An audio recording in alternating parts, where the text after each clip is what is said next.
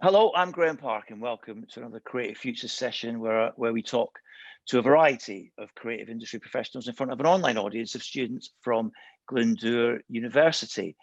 You may have heard of our speaker today. Edward Povey began his career along the coast from where we are in Wrexham in Bangor in the 1970s, where he performed a kind of feat. In a 7-year period, he did a 4-year degree course in art teaching. He wrote a novel, 2 albums of songs. He toured regularly with his band and single-handedly painted 25 murals up to 6 stories in height. This was mainly done using a bicycle for transport and without computers, social media, or mobile phones. It's worth mentioning that he arrived at the age of 23, having already spent 2 years touring across Canada with his first band. He's worked in Israel. He's done a 1-year art foundation course after doing a 1-year art foundation course in Sussex. Since then, he's worked for 18 years in his studios in Florida, Texas, New Orleans, and on a tropical island in the Caribbean, where he and his children were held under house arrest in the jungle during the bombing and the invasion of 1983. He's shown with galleries in 7 countries, has art collectors in 25 countries, and he's currently enjoying a new wave of popularity in the art world with his new style entitled Emotional Realism. But he's not here because of his art. He's shared his philosophy of life in schools, conferences, theatres, maximum security prisons, and he's here to talk to us now. And it's because of his unusual ability to walk through walls, overcome obstacles, survive, and succeed. Please welcome to Creative Futures, Edward Povey. Hello, Edward. Thank you, Graeme. That's quite a life, and you're here to tell us about it and to share your story with our students. So off you go. And it's still happening. You know, one of the disadvantages of the sound turned off is you can't hear any applause. and where it just says a name on all the people, does this mean they're in their pajamas? I really don't know. I mean, I'm not sure we want to know, Edward, to be honest. Maybe not. Maybe not. But, you know, I so wish I could see an audience, you know. Well, maybe if people want to put the cameras on so Edward can see, then go for it. I love to see living faces. It's so nice. Thank you, guys. Here they are. Here's so them. Nice. There you are. That's great. So lovely. So, off you go, Edward. Tell us about, your story, how you've come to be where you are today. Well, I'm going to talk about life and careers, really, that being the thing that underpins all the rest of the stuff. I'm going to refer to my notes very exactly so that I don't just wander into the mire, and I sort of keep on track. This is not specifically about art careers today. I can come back and do that, mentor on art careers. But today, it's probably more important than that, what I'm going to do today. I have one quote for the artists, if there are any artists in the audience. I wrote it on social media this morning, so I thought this just might be interesting. Artists are inventors, and as a result, have no need to copy what others call art. They can creatively concoct their own way to dress and live their lives. Perhaps unlike artists, and design how they might achieve success. All this can be done. That is, unless their fear and their integrity is less than their powers of invention. I mean, being an artist is creativity. But don't you find a lot of people in creative professions dress and live like an army, in a uniform, very often? So, okay. So for those who are beginning careers or considering new careers, here are my thoughts, which I can't really deliver sitting for some reason. A chair just doesn't work. Okay. I'm not specifically going to talk about how to achieve fame and fortune specifically. And I will regard myself as successful if I get feedback from one of you later to say that you gave up a route that led to fame and fortune and success in favor of a smaller life. I will regard that as a success. And the reason is that a career is basically a lifestyle. Anything else is just an idea in someone's head. It's a way of living. And the question is, do you like it? A lot of kids in school, I was in the States for, 15 years. I guess living, until just a couple of years ago. So I used to talk to high school kids, and a lot of them, wanted to be lawyers. And I said, I know the car is nice, driving a very nice car and wearing nice suits every day. But I hope you like a desk piled with paper for your entire life, and you like arguing, because that is basically the lifestyle of a lawyer. That's the lifestyle you're buying until you retire. I mean, I know I wouldn't want that, and I think it shocks people when they actually discover what the lifestyle is, and it turns out they don't like it. So that's a thought. Oh, actually, there's another thing on there. I've got to watch out for time. I always think of additional things. So the other thing is Ken Robinson, the educational psychologist up in Liverpool. He met this young pianist who was a phenomenal pianist. And he said, God, I would give anything to be able to play like that. And the pianist looked at him and said, no, you wouldn't. And he was rather shocked and said, what do you mean? No, yes, I would. And he said, no, you absolutely wouldn't. He said, so would you like throughout your childhood, from the age of 6, to spend 3 hours a day practicing piano? And then from the age of, 14, it ramps up to 6 hours a day on the piano.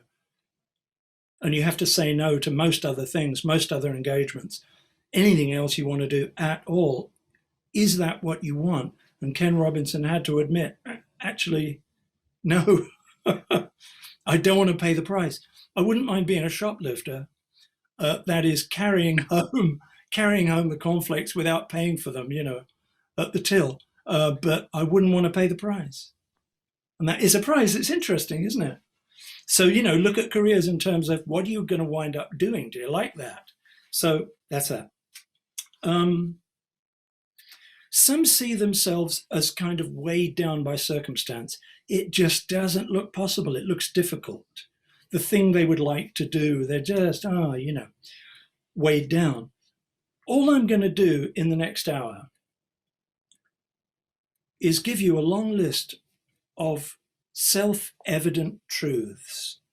They're not complicated. They're pretty much self-evident. Once I've told you them, you'll never forget them. Now imagine yourself on a seesaw. You're down at this end, kind of weighed down with, oh my God, can this work? Every one of my self-evident truths is like a brick. I'm just going to put a brick at the other end of the seesaw. And you have to be alert and watch out for these self-evident truths. There'll be about one every minute. Now imagine going for an entire hour, one every minute, putting bricks on the other end of the seesaw. At the end, you should be kind of up in the air instead of down there, So there it is. All right.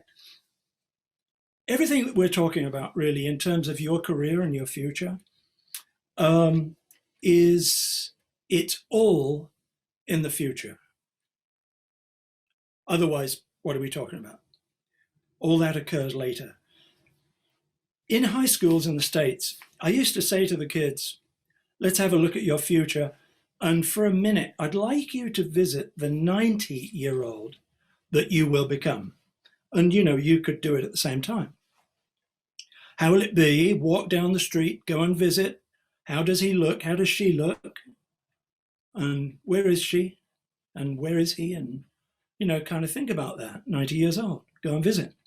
And I had two or three of the kids describe to me what it was like. And almost always, the 90-year-old was in a really pretty drab place. They didn't look very well. Things were kind of worn out around them. It was sort of unpleasant. And I said, guys, this doesn't exist yet. It doesn't exist. And you've invented a future. Why were you not fit and wearing really cool clothes and being waited on hand and foot by people that are looking after you and loving it and swimming in the pool under the palm trees every day? You could have invented anything. Why that, So people have this future that they invent because it doesn't exist. In the future, for example, in 1 minute's time, think of this, Britain in 1 minute's time. No one has ever lived there. There's no oxygen there. There are no mountains. London doesn't exist in 1 minute. There are no roads or cars. There are no careers in 1 minute's time. So we are all in the process of inventing it. Right now, we're all inventing the future. And the only reason, if the future winds up looking pretty much like the present, it's only because we all expected it to be the same. So we invented it as being the same. Do you see what I mean about self-evident truths? It's kind of obvious, isn't it? Well, obviously it's in the future. Obviously the future doesn't exist yet. Obviously no one lives, it's all obvious, when you think about it. So invent well. Get inventing. However old or young you are, start inventing. I mean, any of you that are in the arts programs, you're creatives. Invention is what you do, isn't it? Get inventing. So that's that. It is being designed all the time. Every minute and every second of every day, you are inventing it. By what you think, by how you walk, by what you wear, who you talk to, what you do, what you eat, where you go, what books you read, what books you don't read. You're inventing it. That is how you invent it, by what you do. For example, when people get above the age of about 40, and there are quite a number here above the age of 40, they start to do this thing. Do you notice? I'll put my chair back here, if you can see. Here's my chair. And this is a high chair, so it's not so easy. But when they sit down, what they do is they do this funny little thing. They put their hands on their knees and they ease themselves down like this, like that. And when they get up, they make a little noise. They go, oh. They make a little noise. And you know what they're doing? They're pretending to be old. They're all just pretending to be old when they're not yet old. They're pretending to be unfit, like, I don't have a backache. I'm fine, but I sit down carefully. Why? Teenagers just kind of hop onto the chair and then they get up like that, Why start doing it in the old way? I mean, oh dear. So we're inventing all the time. All right. We are basically steering. You are steering into a destination in your future at all times. Now, here is the thing about it. if you take your hands off the wheel, you're still steering, because you chose to take your hands off the wheel, so you're still steering. The car is just careering all over the road, but you chose to do that, so you're still steering. So you are steering with everything you do, eat, think, places you go, everything you're doing. You are steering into a future that you are inventing by where you are steering. So, for example, you go into a cafe. Well, normal thing to do. But the question is, where do you sit? Do you sit in the back where it's dark? Do you sit in the window? Do you sit facing away from people or facing the people? How well do you treat the waiter or the waitress? What do you order? There are a million ways to go to a cafe. And you're choosing one, therefore you're continuing to steer. The clothing you wear in that cafe, it's all steering. Your goals require a deliberate address. You can't get into a cab, you can't get into a taxi and say, when he says, where do you want to go?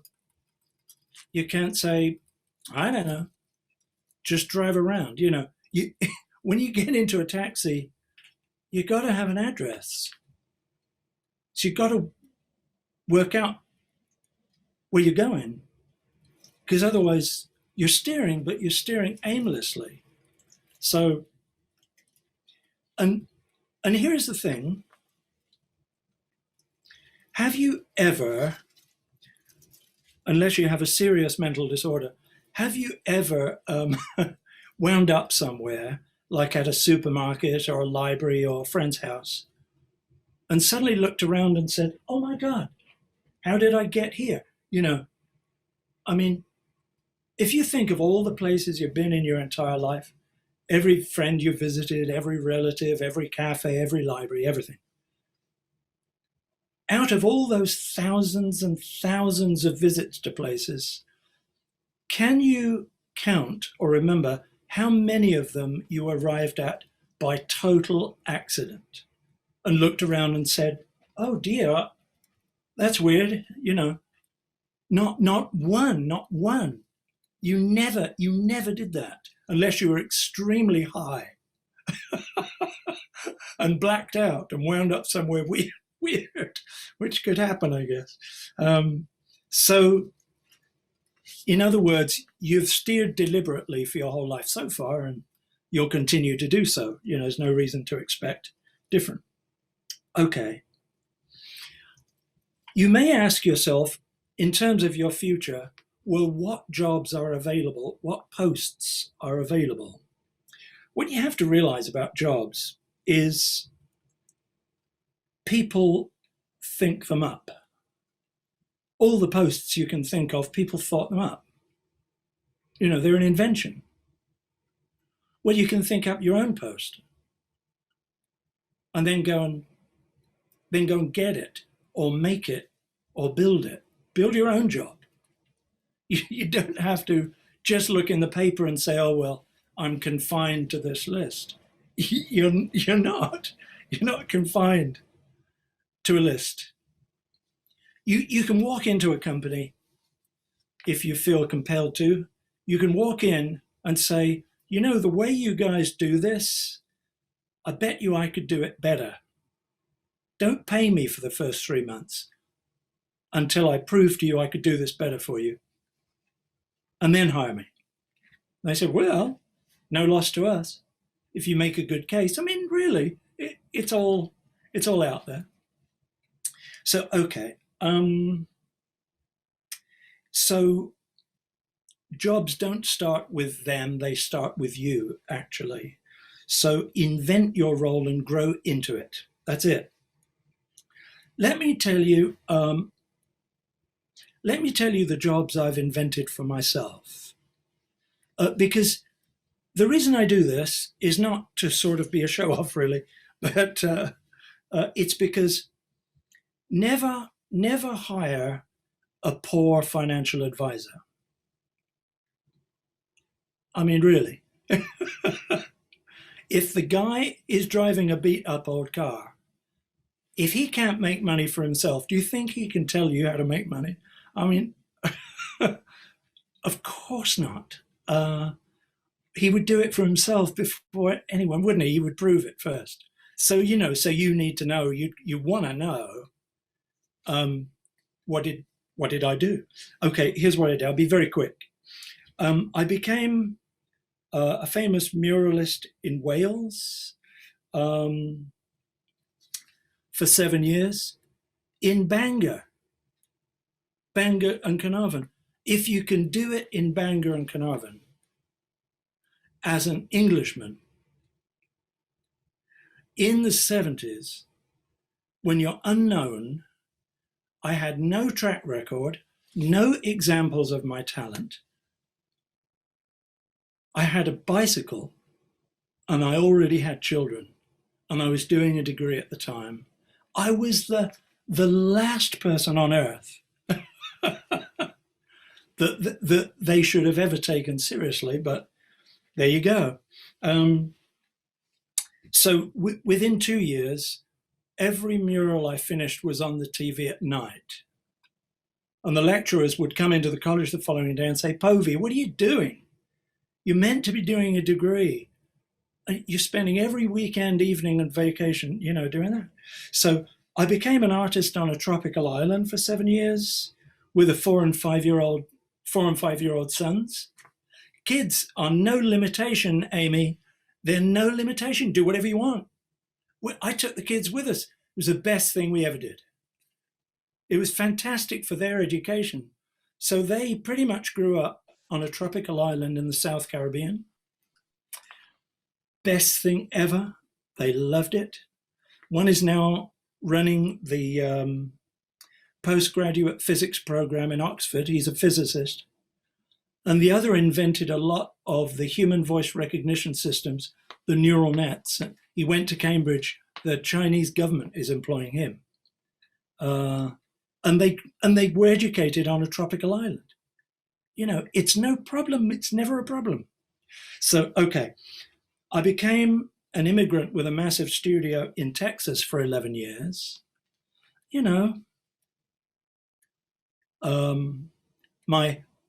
I have to say, my third wife was from Florida. Well, spouses, husbands and wives, it's like trying on shoes in a shoe shop. Do you ever buy the first pair you try on? Sometimes you have to try other pairs, and until you get a pair that fit and feel comfortable. I'm very comfortable now. So anyway, great studio in Texas. I had a studio in Bangor with 3 full-time staff. I'm an artist. I just make paintings.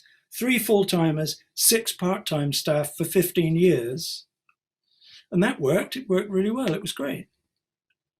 It was an invention. I'd not heard of artists having loads of staff, but they did everything but do the painting. They did everything else. It was great. I became a touring presentation artist. I built a network in 3 countries of collectors who hosted cocktail parties where I would talk in depth about my art and the psychology behind it. And people came, they loved it. They drank wine, they asked me questions. They said, God, can we do one of these? This is so interesting. And made a fortune doing it. It was a total invention. Everyone who hosted one had never heard of it being done before. And it was great. There's another invention. Then I became a professional art career trainer because the 2008 crash happened. No one was buying art. And I thought, well, what am I going to do? Making art is all I've ever done. So I became a trainer and it was great. I learned stuff that I really had been needing to learn. It was the best thing. The best way to learn is to teach. So, okay. The thing about all those inventions is that the facilities already existed for them. It was already out there. You don't choose something that involves, a team of elephants and a big top, which is hard to move around. You don't choose the most unlikely thing. You choose something ideally where the facilities are already there and you use what is there. Yeah. My secret is that I have no secret. There's no secret. I was only good really at one thing, especially in the beginning, and that was saying yes. I was really good at saying thank you, yes, that would be great. I'll do that. I just said yes to everything, even things I had no idea how to do. I just said yes, and I did them. I kind of learned along the way. So, okay. Basically, I asked for what I wanted. That was it, really. I asked for what I wanted. Okay. Have you ever known people to radically change? If you think through everyone you've known, to radically change. I mean, change their attitudes and change their way of life.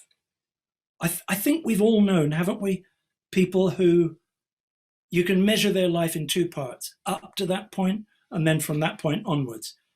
They exist. I've met quite a number of people who did that, up to a point and after that point. So, for example, the chair you're sitting in now, the point could be that chair in this moment. That could be the point. When you get up out of the chair, people could say, it was that day. That was the day. After that, she was, someone else. She just cut her hair off and went nuts. So, all right.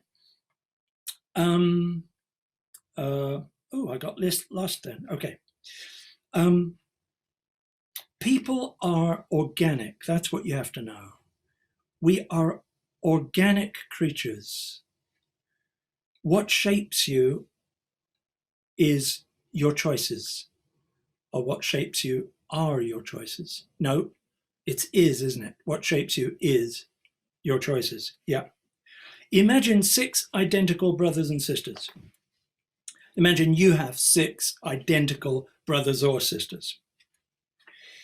And each one does something different from now. One starts running every morning. Another starts going to church every day.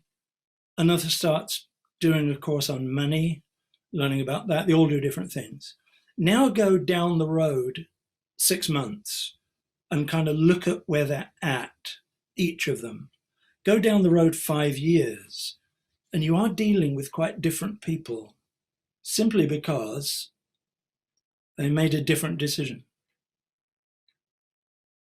A different set of things that they did that they didn't do yesterday, and that made all the difference. You all have one massive advantage, which you share with Richard Branson and Steve Jobs. Every one of you shares it with those guys.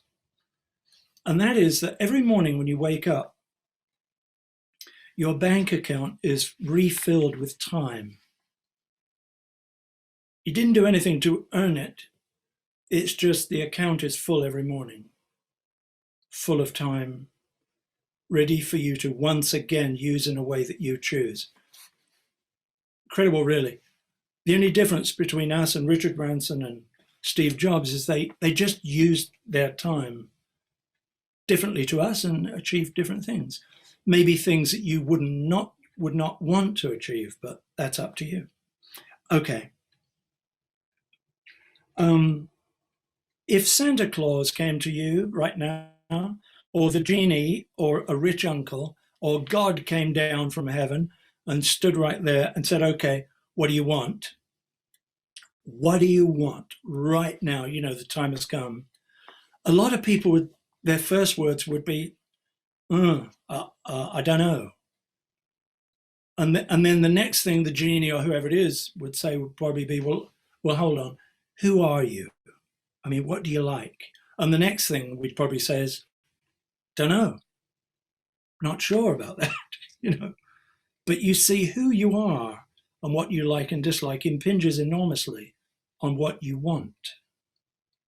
The one depends upon the other. Here's a way to find out, because that's kind of the key then. If you get a little book, a book small enough to carry around with you in a pocket, and a little pen that goes everywhere with you, no one else reads it, only you read it. And you put a plus on the cover and a minus on the back cover. And you start writing from the front, and you write everything that you like, you really think is great, that you think is very cool, that you think is very interesting, that you'd like to do. From the back, you start writing things you just don't like. I don't like working in teams. I don't like television. I don't like newspapers. You start listing all the things. I don't like sitting at the back of a cafe. I like sitting at the front. All the little things. And every day, you'll find every day there are more and more things that you can fill in the book. And as you go along, occasionally read the whole book. At the end of a month, you can probably pretty much read who you are and work it out. It's all there. It's like if you said to a very close friend, what is she like? Or what is he like? Well, they generally know you kind of better than you know yourself in a way, very often. So you will then know that information. You can also take 2 walls at home, take a room and put up that pinboard stuff and pin up images and sayings and ideas and pictures and things, anything that speaks to you on one board, and on the other board, put all the stuff you don't like, that you just can't live with. It's just nasty. All the things you don't want anything to do with go on the other board. It's important to know both. Because, when you come to a crossroads and you take one road, there are 3 roads you didn't take. There's a reason you didn't take those roads, So, yeah. As a result, find your passion. Work out from all that, what is my passion? What do I really want? Maybe you want to live on a beach in a little hut with a scruffy dog. Maybe, I don't know. Maybe you want to be wearing a smart suit, be in a corporation or a big firm somewhere. I don't know. You will know. Amy is kind of, no, definitely not that. So here's the thing about it. Do you know the book Man's Search for Meaning by Viktor Frankl? Very important book, isn't it? So for those that don't know, he was a psychotherapist or psychologist. He was sent into the concentration camps in Germany, and he was very interested to try to find out who survives, who manages to survive the experience. Now, you would think the healthy, kind of rosy-cheeked people survive. Apparently not. Apparently that had nothing to do with it. The people that had something to live for, they were the ones that survived. And they survived against all odds. I mean, anything could happen to them. They somehow got from day to day because they had something to live for. So filling in that book and working out your passion, it's really important. It has quite an effect on the 90-year-old that you will become, if you see what I mean. Because you're on your way there, you're steering. You've got to know who you are to figure out what you want. figuring out what you want changes your health and changes your chances of success. Really important stuff. See how it's all self-evident? Kind of is very obvious, just takes someone to say it. By the way, in the USA, moving to Florida is a big goal of people in business. So what happens is these guys, they save up their money, they retire, they buy a little place in Florida. Statistically speaking, they're dead within 3 years. The minute they achieve that goal and they don't have to go to work, they have no more responsibility. It's as if their body says, oh, okay, I'm not required anymore, and it quits. They don't have anything to live for. Having fun is not enough. It's not fun. Having fun is not fun unless it really kind of gets you, So there we are. Now, here is the thing about it. Your choices are regarding your future, meaning your choices regarding the rest of your life, are not critical. They are really not critical. The whole of the rest of the world doesn't care. That's one thing. No one cares. And it is a sweet shop choice. The way you go into a sweet shop, you say, well, I think I'll have that one. It's not a critical choice. It's a matter of taste. Careers are like that. Don't let anyone tell you that it's important. It's really not. If something looks great, if you say, woo, yeah, that's really fun, that's reason enough. It being really fun and doing that for you is all you need. No one is ever going to come down from heaven and tell you that you made the right choice. And if it's not right, you can always change it. It doesn't matter, really, it doesn't matter. Just try your best to work out what you want and go for it. And if you get it wrong, no problem, do it again. So, so that's that.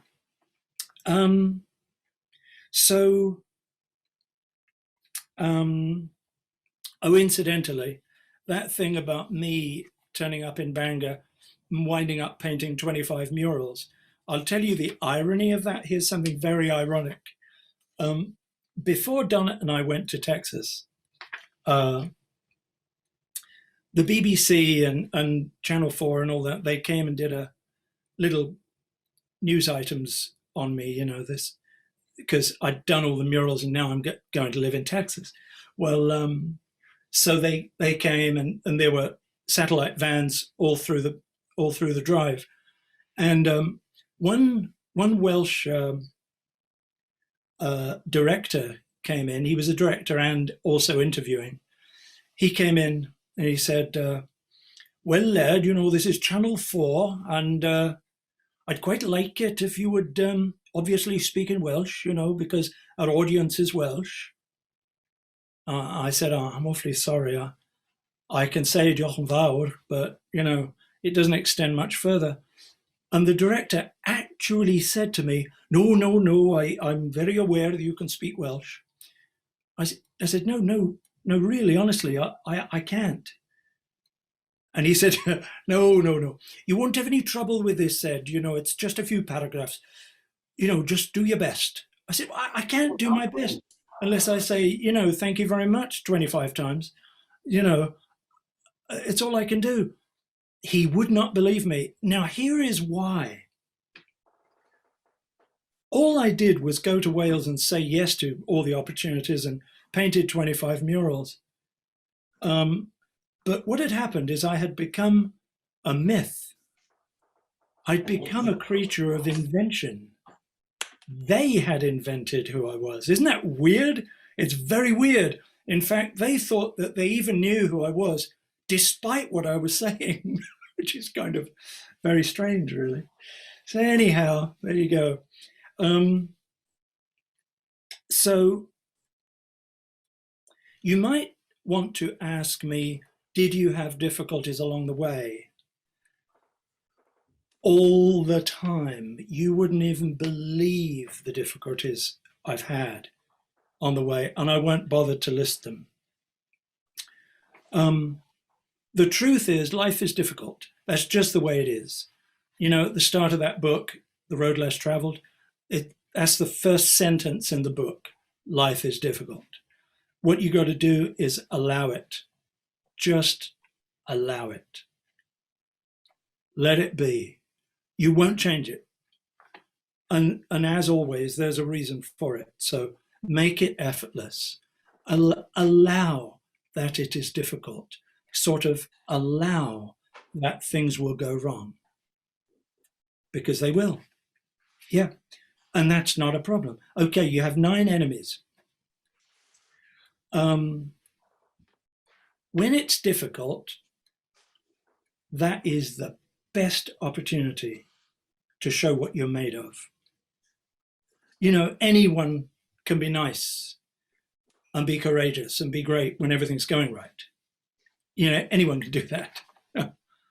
When things are difficult and they seem to be going wrong, that is your opportunity.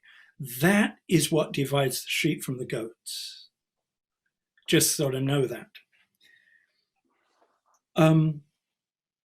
If you think you're too old to achieve your dream, plenty of people start late. And the main thing about it is you are much younger than you will be when you're in your coffin. You are enormously more fit than when you're 6 feet under. When you're 6 feet under, it's very limiting, you know? Like that box, you can hardly raise your arms, you know, there's no room. Remember to take a cell phone down with you.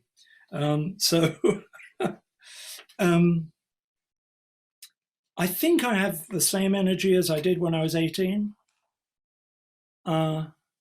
I do 75 hours a week work, and I wish I could do more, really. I find I can't do more than 75 hours. Darn, honestly. What are you going to do? So if you say, here's your next enemy, if you say you're too afraid, here's the answer to that. Don't worry about it. I know this sounds so trite, but here are the actors who are absolutely terrified, and they vomit before they go on stage, very commonly. Michael Gambon, Laurence Olivier, Benedict Cumberbatch, Hugh Grant, Anne Hathaway. They're all absolutely terrified. And the list goes on. But they do it anyway. You know, what can you do? So we watched Billy Elliot the other night. And little Billy, when he was going to the Royal Ballet School, he said, Dad, I'm afraid. And his dad said, we're all scared, Billy. We're all scared. Because we're made of soft stuff and the world is full of sharp edges. We're all scared, Billy. If you think you're too stupid or you don't have the abilities, very often that comes from childhood, from being told that you were stupid, from being told by someone that you couldn't make it. And here's the thing about that. When I've spoken in high schools in the States, and I did a little bit in Britain too, and talking to the kids, I say, okay, there might be 200 kids there. And I'll say, okay, can we have someone that has a really good self-image to come up on the stage, someone that feels okay in themselves, you know? So one kid comes up and I say, okay, just stand there. And I say to him, you're a rabbit. And I say, okay, let it settle in, let it settle in. And I say to him, all right, do you feel any more rabbity? And he just sort of laughs, no. And I ask the whole audience, okay, tell him he's a rabbit. And they all shout, you're a rabbit. And I say to him, surely, now, surely. Then I get the audience to scream, you're a rabbit, over and over. And it's an absolute din. You can't hear yourself to think. And I say, all right, surely. And he says, and I said, why would it be different for any other criticism? Doesn't matter how many people say it or who says it. It doesn't change anything. Anything. You may as well, tell the ocean that it is a bird. And, it's just nuts. It's meaningless. Criticisms, that's what they are. It's just nonsense. If you have trouble learning, because you learn in maybe a slightly different way, there's a story in a TED Talk by Ken Robinson, again, talks about this. There was a little girl in her class in, I think, the 50s, and the teacher called the parent and said, Gillian will not concentrate. She's getting up and moving around the room and we can't stop her. And we insist you take her to a psychiatrist. There's something wrong with your child. So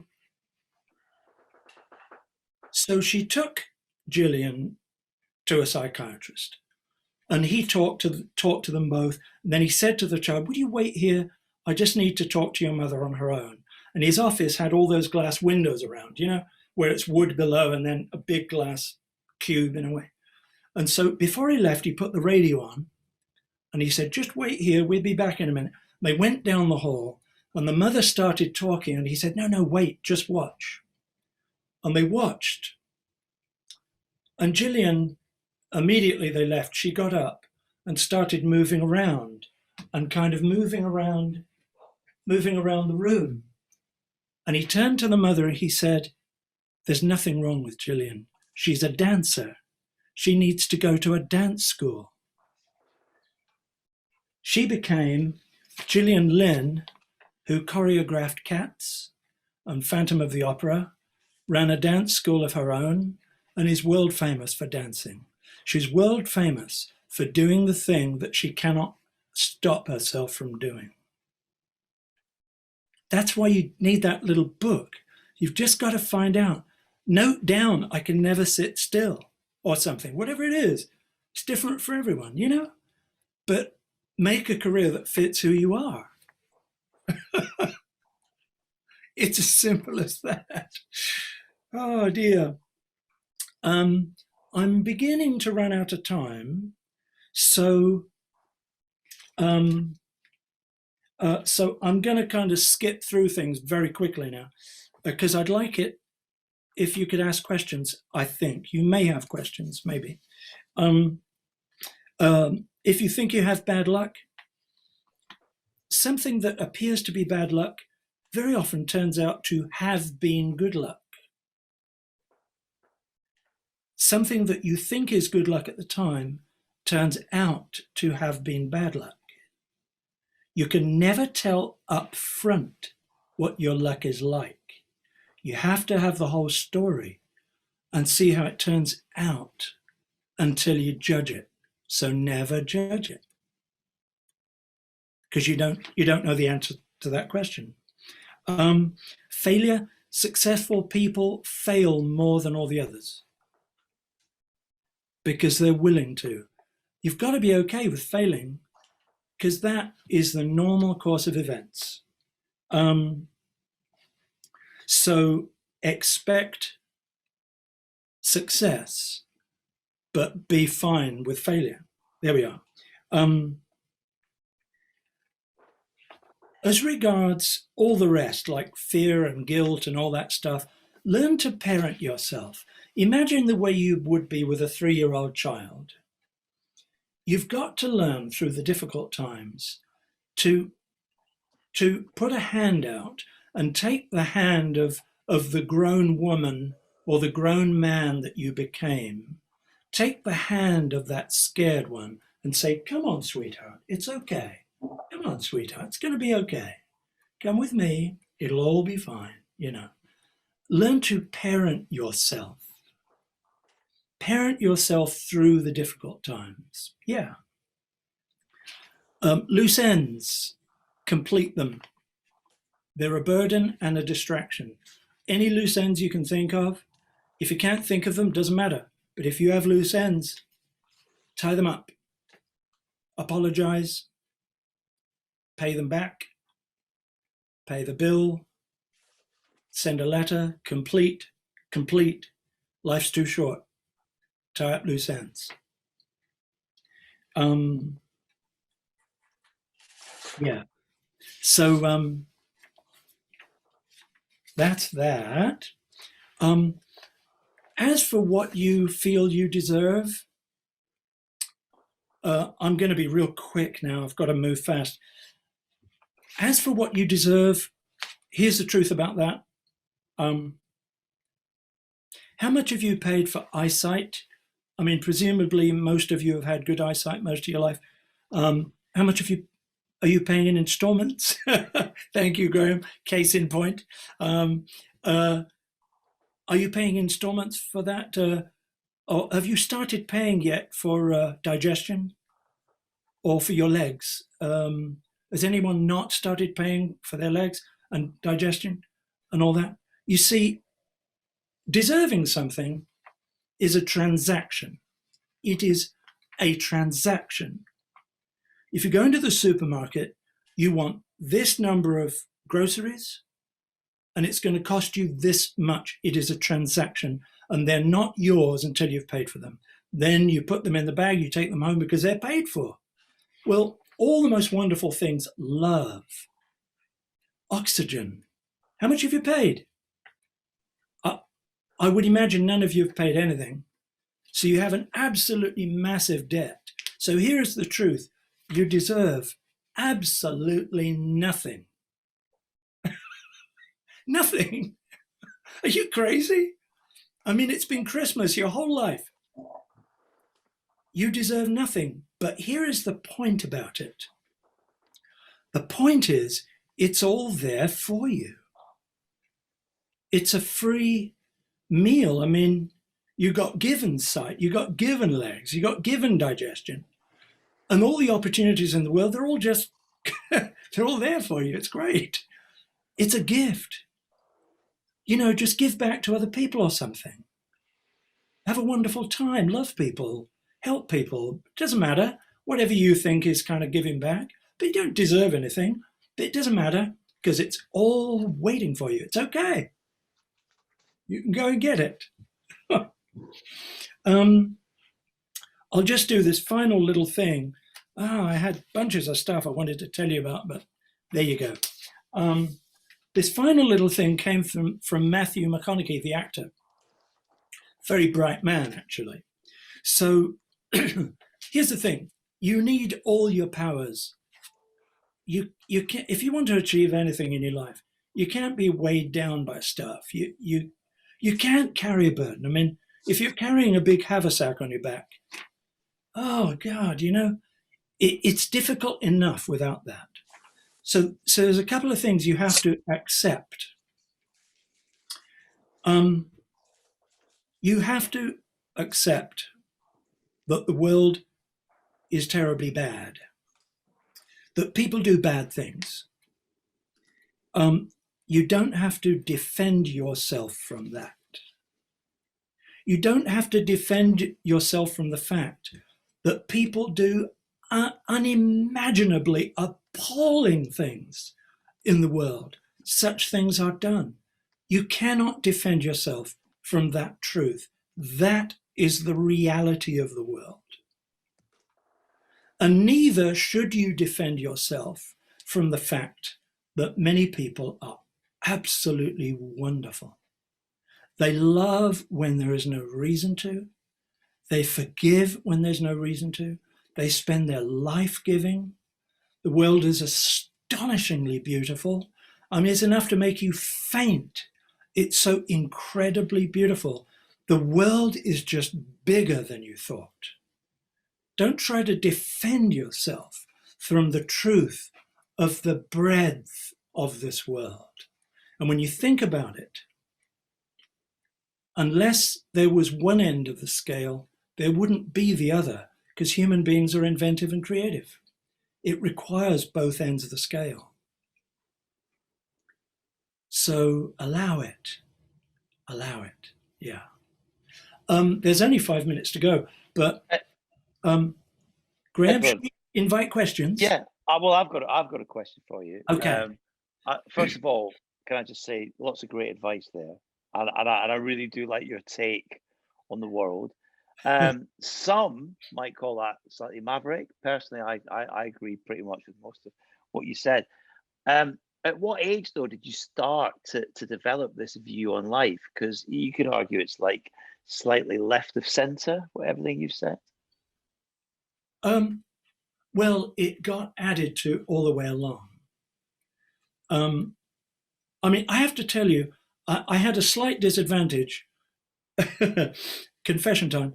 A slight disadvantage was that my father had a peculiarity. He threatened to kill me from the age of about 2, and his final wish in my 40s were for bullets for his service revolver to finish me and my mother off. That does sound slightly odd. That was my whole life, and I was an only child. And there were a few other things, I won't go into the list. So I had some things like that, but people do, it's the way it is. But at the age of 18, I met a mystic and had some really quite astonishing experiences, and that helped. So, I mean, okay, if you had maybe a non-traditional relationship with your father, what influenced you, what inspired you as a young man? Because obviously everything you've just talked about is you drawing on your life experience. So what were your early influences? Well, in a way, I'd like to be able to say that it was something specific that I had that a lot of people don't have. But I don't think that's the case. Mm-hmm. I think it was always there. And I think I was just steering. There's no magic formula, I do not have a secret. That it was no one thing. It was everything. I think it's around all of us. But it sounds to me like you've always been aware of what's going on, and you've learned from various experiences you've had. Now, we have got some questions, if you're all right, for a few more minutes. Yeah, of course. First of all, let's go to Amy. Amy, are you there, Amy? If you Hi, Amy. Hello. Hi. Right, what's your question for Edward? Can you hear me? Yeah. I can. Yeah. Okay, first of all, thank you very, very much. I've really, really enjoyed that. Thank you for taking the time to do this. I've not been to one of these before. I was just wondering, I mean, especially, oh my God, hang on, sorry. So, I mean, sort of following on really from what Graeme's saying there, I mean, it's quite evident in the way you speak and the way you are that you've formed or you've invented yourself and the way you react to these things based on previous. Oh, well, there she is. Can you hear me? Can you hear me? Sorry. With your childhood series specifically that you did, I mean, there's a lot of expression in there. Do you find that when you were doing that particular series that you channeled everything into that? And are you able, when you're going onto the murals or other work that you do, are you able to then take that lens out and focus entirely on a new project with clear eyes, if you like? Or do you find that those personal experiences and those things that have made you you, do you find that they still colour any work that you do? If that makes sense. Does it make sense? It does. It does make sense. If it's too personal, you don't have to answer either. No, nothing's too personal, really. I mean, we're all sufficiently similar to each other that nothing I say will surprise you, really. So I think that I believe that, well, for me anyway, art is not cathartic. Really? No, I don't work through anything with my art. If I want catharsis, I have to kind of change my attitude, change some of my beliefs. But in my art, the influences that make the paintings that I do are so complex Yeah. and Okay. so interwoven that for me to unpick that is really quite impossible. Yeah. Okay. So my Okay. work, I you think I might say, understand. conceptually evolves Yeah. with all these incoming influences all the time. It's evolving. Yeah. Right. Okay. No, thank you. Thank you for Yeah, that. thank you. Thank you for your question, Amy. Can I, before we come to our next question, I have another question for you. Mute myself. When did you realize that you wanted to be an artist? How young were you? Well, I was obsessively drawing buses at the age of 7, and then painting landscapes and still lifes at the age of 10. Here's the thing, though, about art careers is everyone does it differently. Really, completely differently. Yeah. That quote at the beginning, every artist redefines what art is, really. Yeah, you find your own route, don't you? You just I was talking about steering, you just see where the road takes you, don't you? Yeah, yeah. And you learn on your journey. You do. And you either redefine art or a vast number of people just copy what they think art is. And it never reaches down inside them far enough to be individual. But they have careers and they're okay, and they make paintings, and wouldn't be the way I do it, but hey, I'm not doing it for them. So let's go to Jack. Jack has got a question. Hi, Jack. Are you there, Jack? Yeah. Hi there, Ed. How you doing? Good. I just wanted to say first, this has been really inspirational. I've not actually been in uni for a few weeks myself for mental health stuff, but this has been a really nice sort of guest speaker here right now. I just wanted to ask, in terms of maintaining positivity and being able to hold a passion, how do you kind of do that through all the struggles? How do you maintain that level of thinking? Good question, actually. Quite a hugely important question. I think my method is probably not ideal, but I think that the saying is this: not the pursuit of happiness, but the happiness of pursuit. If you find the very thing that you love to do and the very lifestyle you love to have, I mean, really, really go into depth to find the things that just turn you on, that really do it for you. And if you spend all your time doing that, you will find that you simply become happy. You level out. You just level out. Happiness is not really something I don't think that you can easily find. I think it's something that happens to you. It just happens. And I do understand, though, how that can be. I think you kind of have to hang in there and really find out what Jack wants. Really find out what Jack loves to do. What does it for Jack may not be what does it for anyone else. It can be weird. I mean, it can be who knows, just figure that out. Okay, thank you. Thank you, Jack. Thank you, Jack. I've got another question. I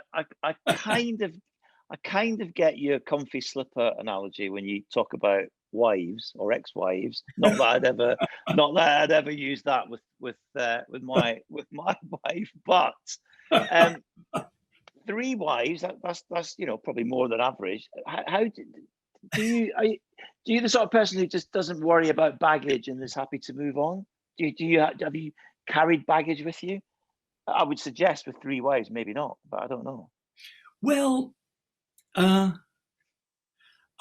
here's the thing. I definitely have my regrets. There are loads of things that I could have done better, but there's something that I really have to admit. and it is that if I went back and I knew what I knew at the time, I'd do it the same. Yeah. I really would. I would do it all again the same. And all I can do you remember at the end of that film, Bridges Over Madison County, her husband is on his deathbed at the very end.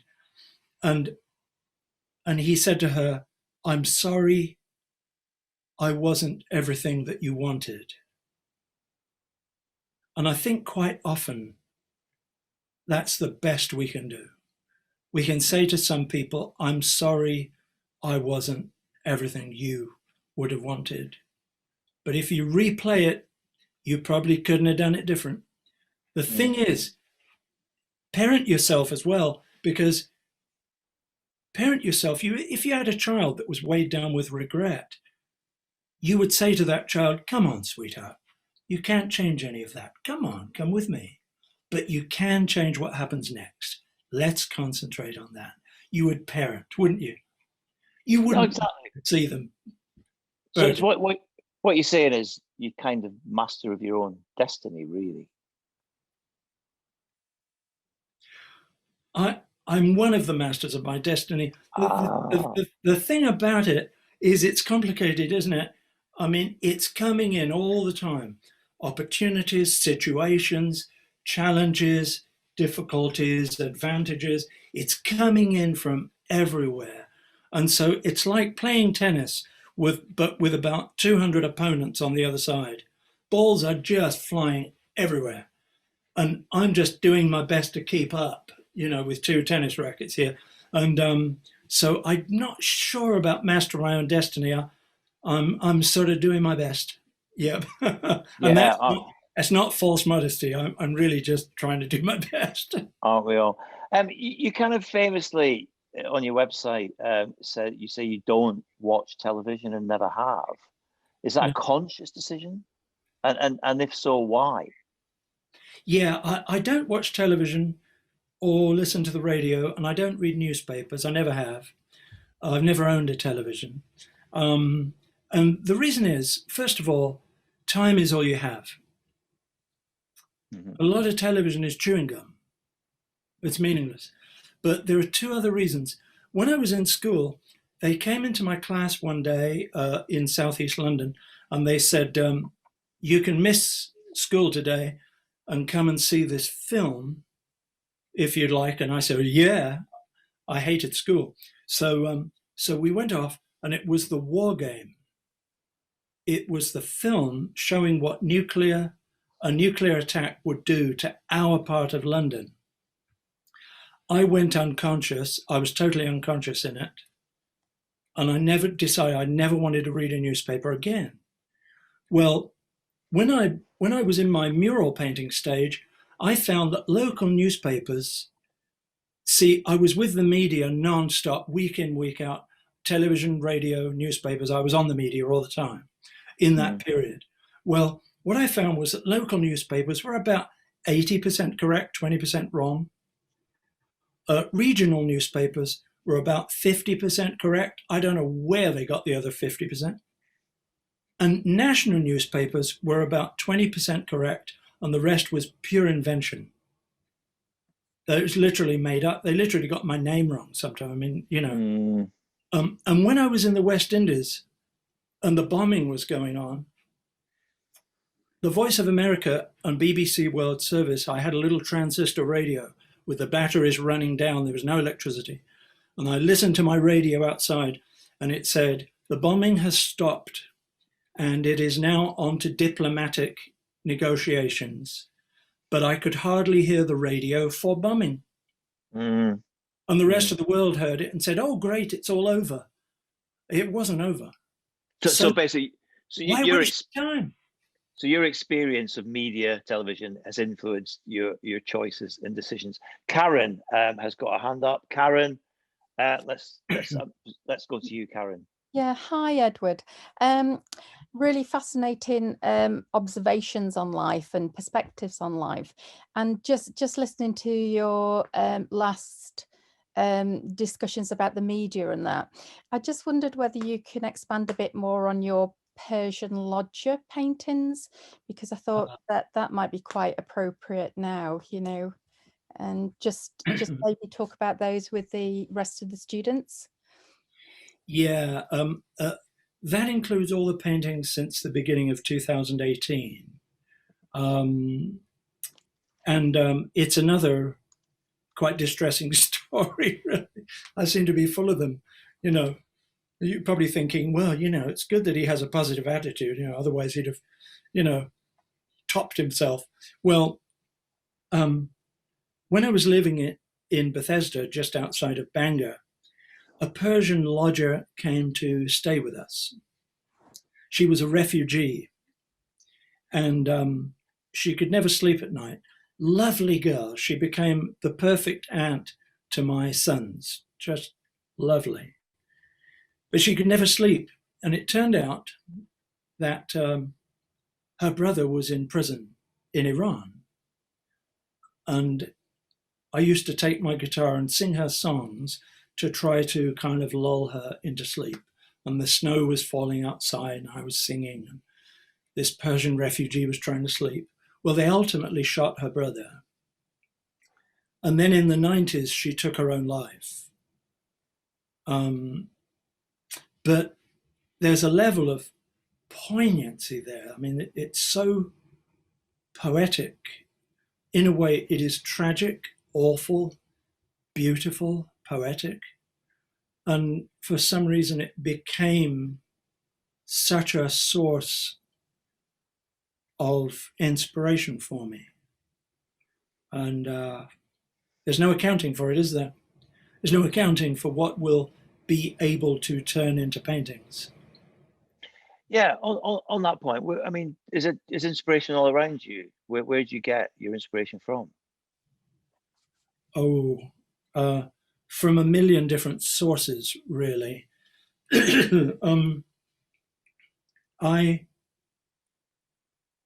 think the longer you go in painting, the more complex it gets.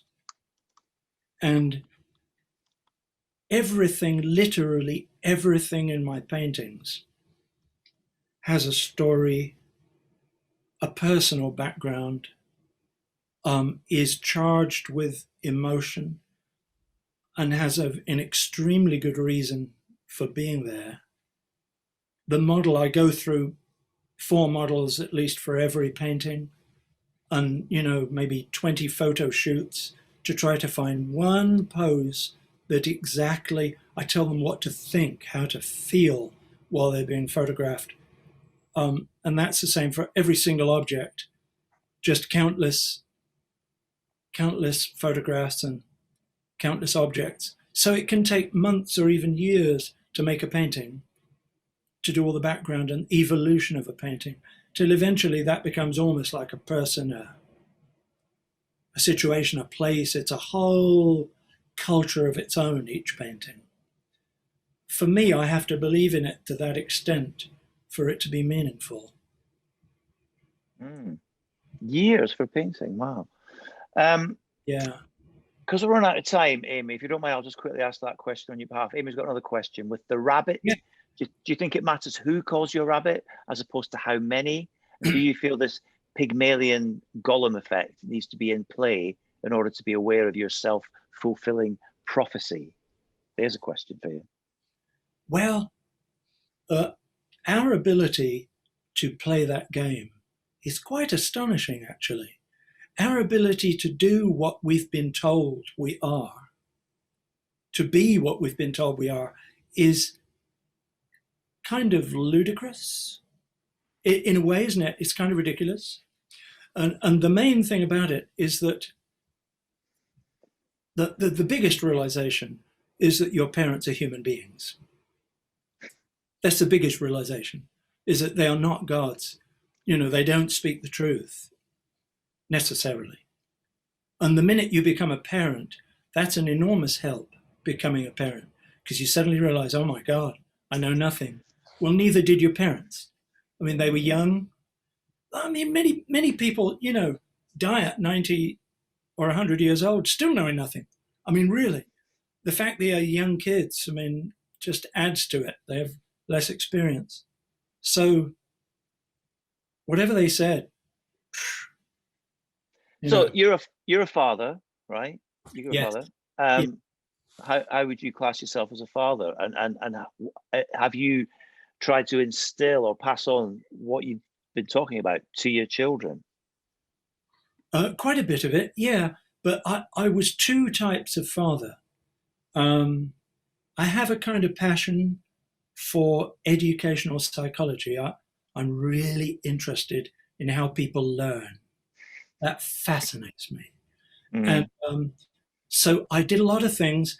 I forbade them to ever do homework, because when children get home from school at night, when you've got a full-time job, like a school week, you really don't want to bring work home from the office. You Mm-hmm. now need to have time off. And when you're a child, are you joking?